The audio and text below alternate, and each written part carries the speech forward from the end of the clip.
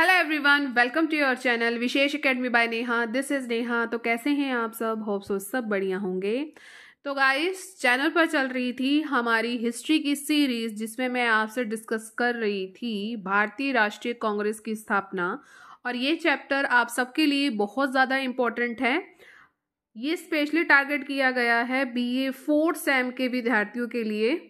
ठीक है, इससे पहले जो है फर्स्ट चैप्टर मैंने आपसे डिस्कस कर लिया है। आज बात हम करेंगे भारतीय राष्ट्रीय कांग्रेस की स्थापना। इसका भी पार्ट 1 मैंने अपलोड कर दिया है, तो पहले उसे देख लीजिए। आज जो हम बात करेंगे पार्ट 2 की, तो चलिए वीडियो को स्टार्ट करते हैं। देखिए, ये इस चैप्टर को हमने स्टार्ट किया, मैंने जो है भूमिका बताई थी आप सबको कि किस तरह 1857 के बाद जो है राष्ट्रवाद उत्पन्न हुआ। लोग अवेयर हुए राष्ट्रवाद के लिए, स्वतंत्रता उन्हें लेनी थी।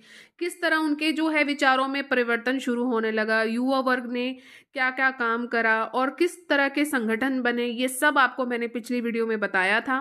फिर इसके बाद कांग्रेस की स्थापना से पहले सामाजिक राजनीतिक संगठन, यानी कि कांग्रेस जब तक नहीं बना था, 1885 में कांग्रेस की जो है स्थापना हुई थी ए हो हयूम के द्वारा। इससे पहले जो है कुछ सामाजिक राजनीतिक संगठन बने थे, तो इनको पढ़ना बहुत ज़्यादा ज़रूरी है। तो मैंने आप सबको पार्ट 1 में ये सभी संगठन पढ़ाए थे और मैंने आप सबको यही कहा था कि इसके जो अध्यक्ष हैं और इनका जो उद्देश्य है वो आपको याद होना चाहिए, और संगठन का नाम वो भी आपको याद होना चाहिए। तो पार्ट 1 में हमने सब कुछ जो है डिस्कस कर लिया था। आज हम बात करेंगे पार्ट 2 की।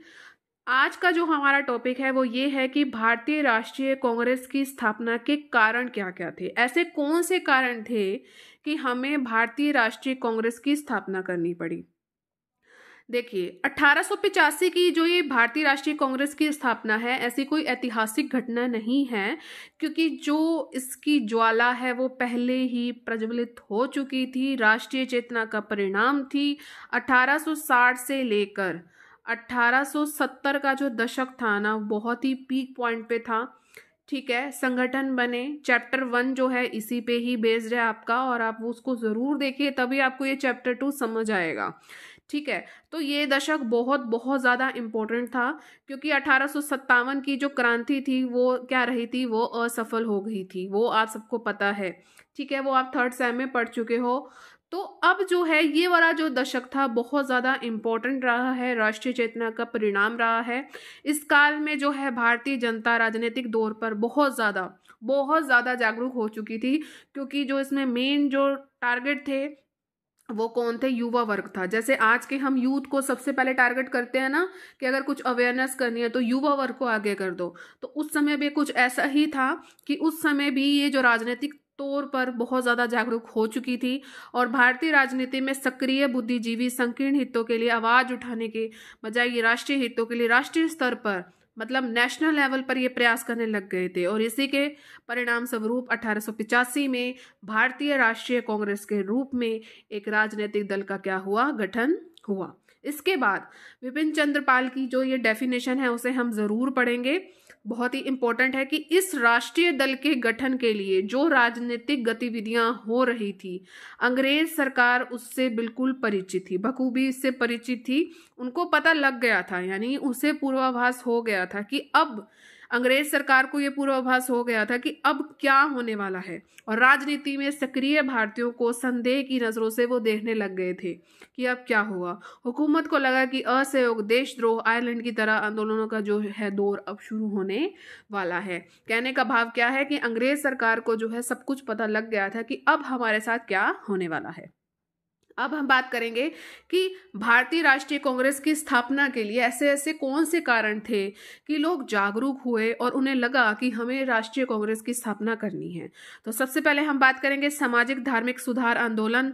ये एक विशेष क्रांति थी, मैं कहूँ बहुत ही विशेष। इसमें जो है 19वीं शताब्दी के जैसे भारत के जो अलग अलग हिस्से थे, ये तरह तरह के जो है सामाजिक धार्मिक सुधार आंदोलनों को चलाया गया। अब इनका मोटिव क्या था? इनका मोटिव ये था कि जो भारतीय हैं उनमें राजनीतिक चेतना को जो है उत्पन्न किया जाए, ठीक है। क्योंकि उस समय हमारे समाज में, हमारे भारत में, धर्म में बहुत ज़्यादा कुरीतियाँ ना हद से ज़्यादा प्रचलित थी, आपको पता होगा, और उन कुरीतियों के नाम अब हम पढ़ेंगे। समाज में सती प्रथा चल रहा था, बाल विवाह हो रहा था, कन्यावध हो रहा था, पर्दा प्रथा हो गई, बलि प्रथा, इन सभी का बहुत ज़्यादा बोलबाला था उस समय। और उस समय जो सबसे गंदी छुआछूत की भावना भी जोरों शोरों पर चल रही थी। उच्च जो जातियां थी वो क्या करती थी, वो दलितों को घृणा की दृष्टि से देखती थी, बहुत अत्याचार भी होते थे, महिलाओं की स्थिति बहुत गंदी थी। इन सब में कुछ सुधारक आए। कौन कौन से नाम है? राजा राम मोहन राय, जरूर नाम सुना होगा आप सबने, स्वामी दयानंद सरस्वती जी, रामकृष्ण परमहंस, स्वामी विवेकानंद जी, ये ऐसे कुछ समाज सुधारक आए हमारे भारत में जिनका जन्म हुआ, और जितनी भी कुरीतियां हैं उन्होंने इनका खंडन किया। राजा राम मोहन राय की बात करें तो इनका जो टाइम पीरियड है आप सब बच्चे याद रखेंगे, 1774 से लेकर 1833 1833 तक का जो टाइम पीरियड है वो हमारे राजा राम मोहन राय जी का है। इन्होंने जाति प्रथा, छुआछूत, सती प्रथा, इन सभी के लिए जितनी भी कुरीतियां हैं ना, इनके प्रति इन्होंने आवाज को उठाया, और इन्होंने समाज में सुधार के लिए इन्होंने ब्रह्म समाज की जो है स्थापना की। सती प्रथा का इन्होंने समापन किया। ब्रिटिश सरकार से 1829 में सती प्रथा को समाप्त करने के लिए इन्होंने कानून बना दिया। वेरी इंपॉर्टेंट, 1829 में जो है सती प्रथा को समाप्त करने के लिए इन्होंने क्या बनाया है? कानून बनाया है। इन्होंने प्रेस की स्वतंत्रता की भी वकालत की है। देखिए, अब यहाँ आपको जो है पैराग्राफ में ऐसा दिया हुआ है, अब आपको मैं लिखने का तरीका भी बता देती हूँ।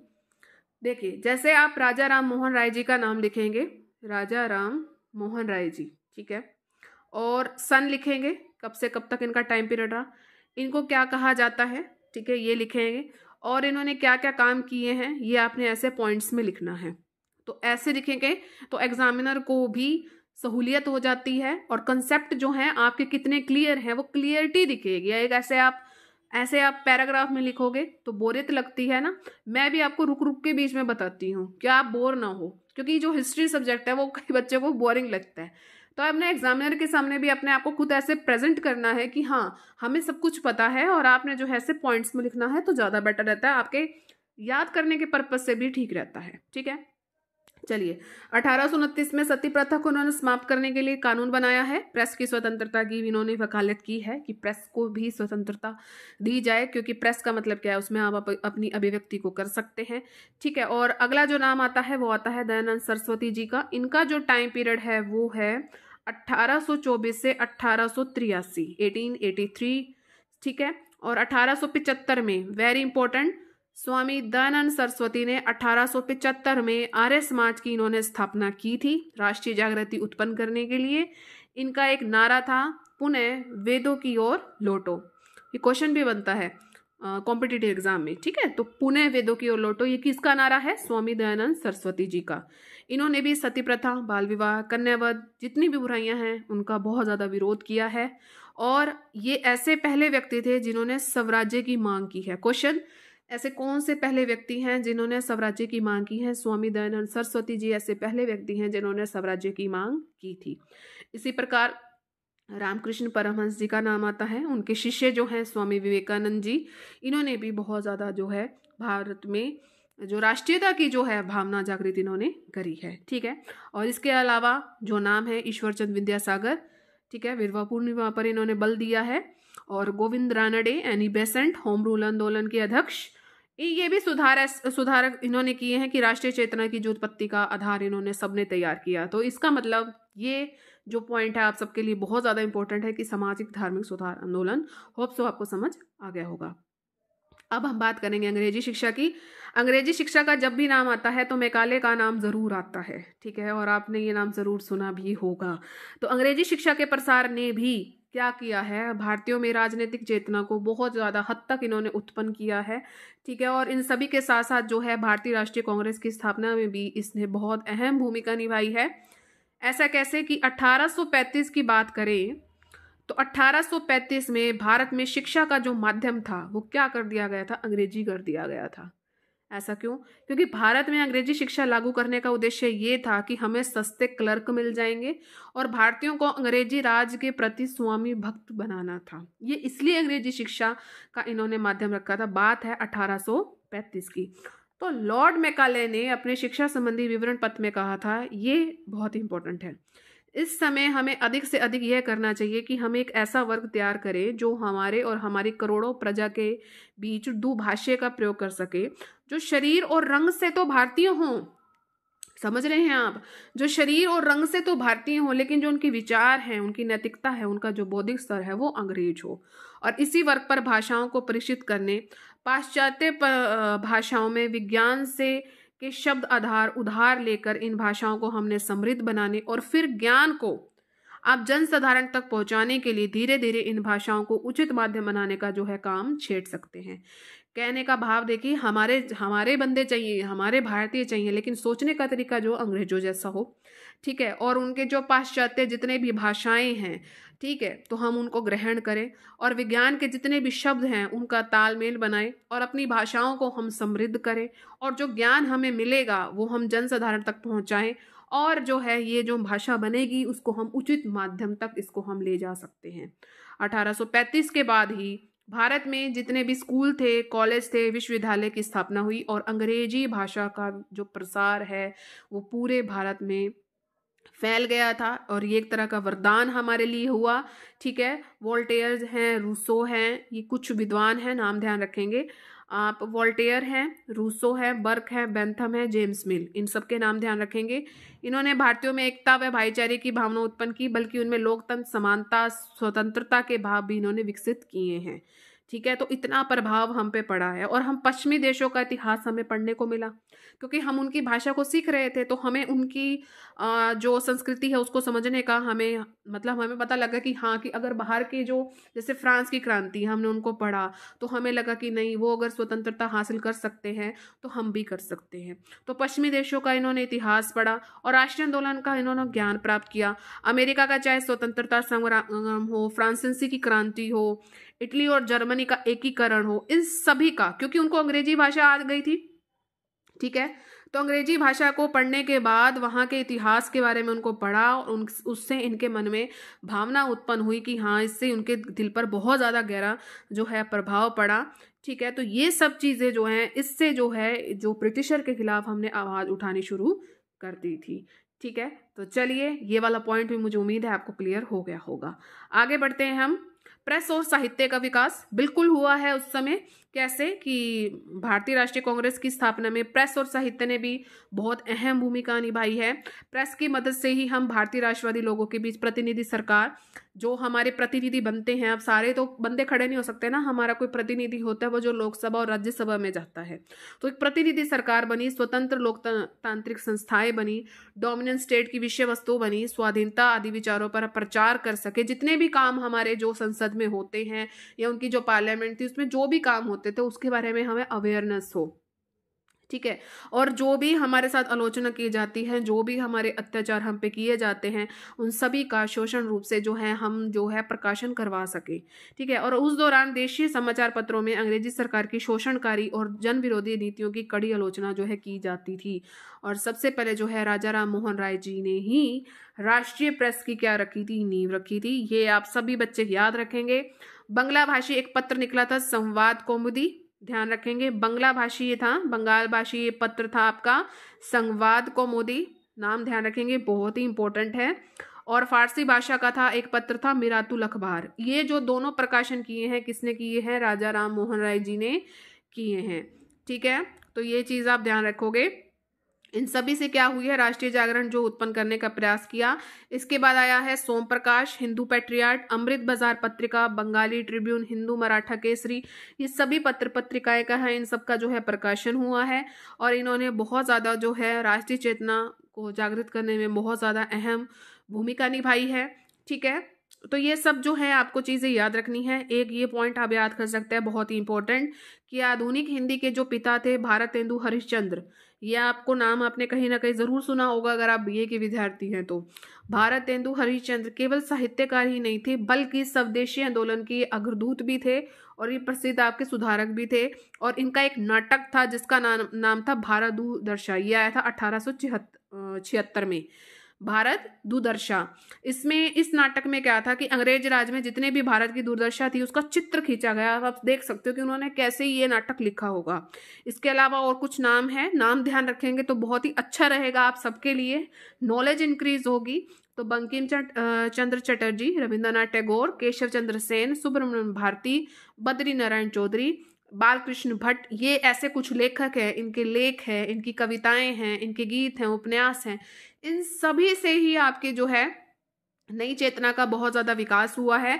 बात करेंगे हम बंकिम चंद्र चटर्जी के उपन्यास की, उनका नाम है आनंद मठ।